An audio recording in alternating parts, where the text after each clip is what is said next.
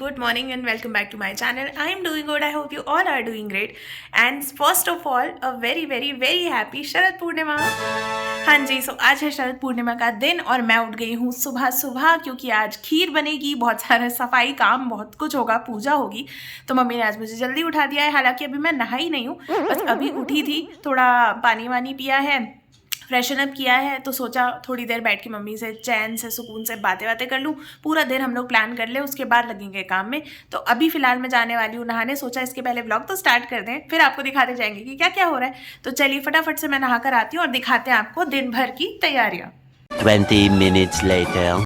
And I am back. So जी, मैं नहाकर आ गई हूँ किचन में. मम्मी कर रही है पूजा की तैयारियां और यहाँ मैंने सोचा ड्राई फ्रूट्स काटने का काम जो है पहली फुर्सत में कर लिया जाए. तो यहाँ मैंने लिए हैं 5 तरह की ड्राई फ्रूट्स, जो है काजू, बादाम, चिरौंजी, छुआरा और ड्राइड नारियल, कोकोनट, तो ग्रेटेड वाला जिसके लंबे लंबे धागे हैं मेरे पास. और यहाँ पर मैं एक और काम कर दे रही हूँ साइड बाय साइड, जो कि है केसर को थोड़ा सा पानी में भिगाने का.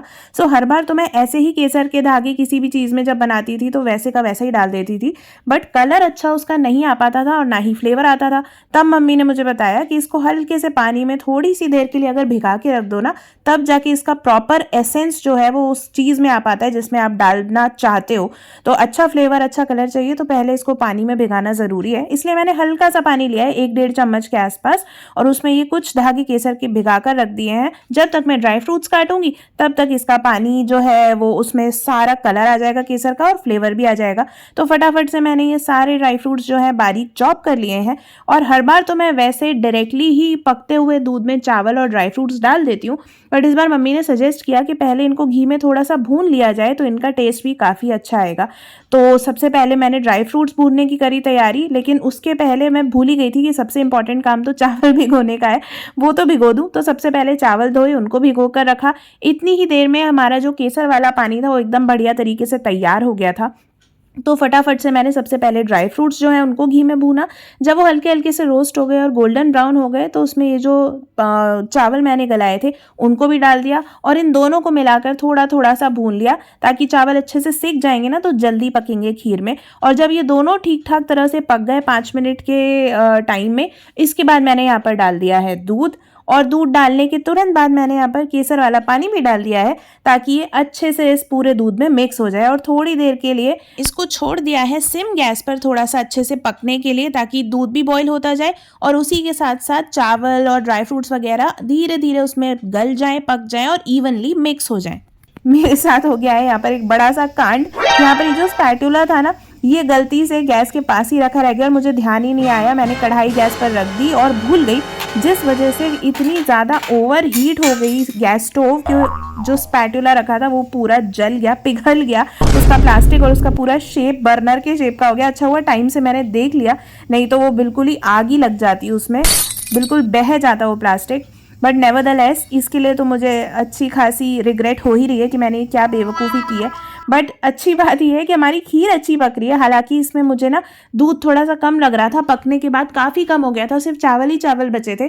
तो मैंने जो बचा हुआ दूध था ना वो भी इसमें डाल दिया. तो इसकी कंसिस्टेंसी जो है वो थोड़ी सी ठीक ठाक हो गई. पहले मैंने 1 लीटर दूध लिया था खीर बनाना जब स्टार्ट की थी तब, बट फिर मेरे पास 1 पाव के आसपास और बचा हुआ था तो मैंने वो भी डाल दिया और अब इसकी एकदम सही कंसिस्टेंसी लग रही है. 1 hour later. और ये देखिए जी, हमारी खीर जो है बढ़िया एकदम तैयार हो चुकी है. तो मैं इसको लेके जा रही हूँ नीचे, बैठूंगी थोड़ी देर सोसाइटी ग्राउंड में, इसके ऊपर चलनी ढककर और थोड़ी सी किरणें इसमें भी लगा के लाते हैं. तो चलिए.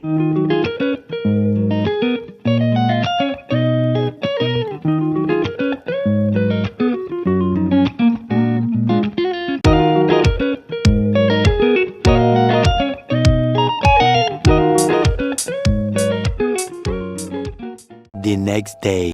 हेलो जी एंड गुड मॉर्निंग. सो आज व्लॉग शूट हो रहा है नेक्स्ट डे. यहाँ पर मैं बना रही हूँ नाश्ता.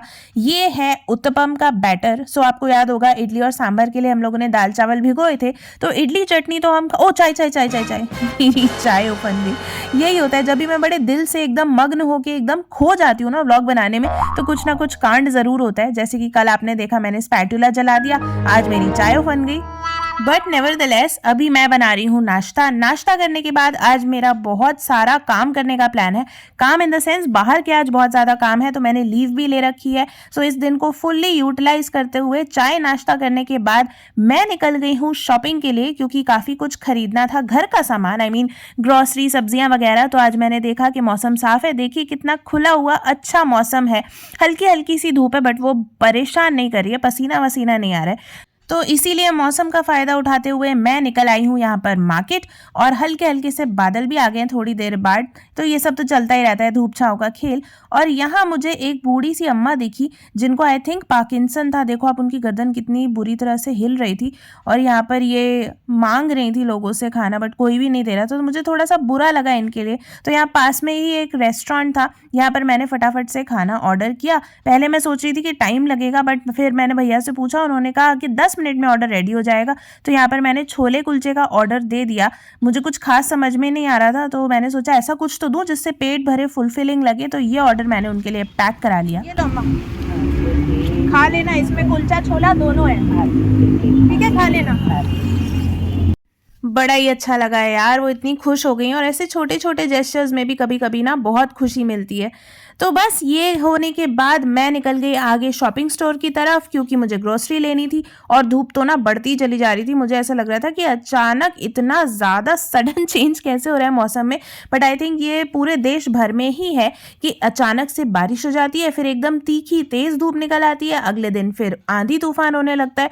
बहुत ही ज़्यादा अजीब मौसम हो रहा है। बट कोई नहीं, फिलहाल हम अपना फोकस रखते हैं शॉपिंग पे। तो यहाँ मैं सबसे पहले पहुंची हूँ तेल वगैरह के सेक्शन में, क्योंकि तेल लेने थे और हम लोग वेट ही कर रहे थे कि जीएसटी का जो नया रिफॉर्म हुआ है, जो रेट्स कम हुए हैं, वो जल्दी से हो, तो असली में देखा जाए कि कितना फ़र्क पड़ता है घर की ग्रोसरी शॉपिंग में।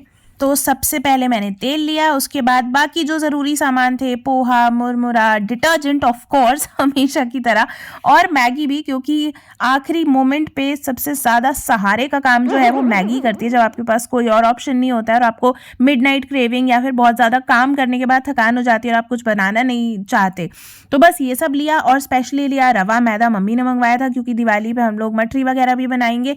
तो ऐसे करके काफ़ी सारी शॉपिंग मैंने की, और तेज़ी में की। एंड आई मस्ट से वाकई जीएसटी रिफॉर्म का काफ़ी इम्पैक्ट आया है, काफ़ी जो है बिल में मेरे फ़र्क आया। और आई थिंक आज ये बहुत ही लंबे समय बाद हुआ है कि मैं दोपहर में मार्केट गई हूँ और रात के पहले आ गई हूँ शाम को। ये देखिए सनसेट का कितना सुंदर टाइम है, एकदम गोल्डन आवर जैसा लग रहा है, क्योंकि स्काई पूरा पिंक पिंक सा है, ये बड़ा ही सुंदर सा कलर है। एंड आई एम ग्लैड कि मैं शाम के वक्त वापस आ रही हूँ, तो अभी मेरे पास बहुत सारा टाइम है घर जाके भी काफ़ी कुछ करने के लिए। A few moments later. सो जी, घर आने के बाद सबसे पहले मैंने किया पूजा के बर्तनों को साफ करने का काम, क्योंकि ये काम मेरे पास कल से है। ना मैंने कल बर्तन धोए और ना ही सुबह। अब कल सुबह पूजा के लिए बर्तन ही नहीं बचे थे, तो फटाफट से मैंने ये जो पीतल की थालियाँ वगैरह है सब कुछ धो ली है। और जैसा कि हमेशा होता है, मैंने आपको बताया है कि इनको एज इट इज़ नहीं रख सकते, इनको कपड़े से पोंछ कर रखना पड़ता है, नहीं तो दाग पड़ जाते हैं। तो फटाफट से इन सारे दियों को, कटोरियों को, प्लेट्स को मैंने कपड़े से पोंछा और यहाँ पर सूखने के लिए रख दिया है मंदिर में। इसी के साथ जो सब्जियाँ वगैरह मैं लाई थी, वो भी मम्मी का रूल है, जैसी सब्जियां आती हैं तुरंत धोकर यहाँ पर पोंछकर सुखा कर रखी जाती हैं। तो जो भी सब्जियां धुली थी उनको यहाँ पर मैंने एक दुपट्टे पर सुखा दिया है। जब ये अच्छे से सूख जाएंगी तब फ्रिज में जाएंगी।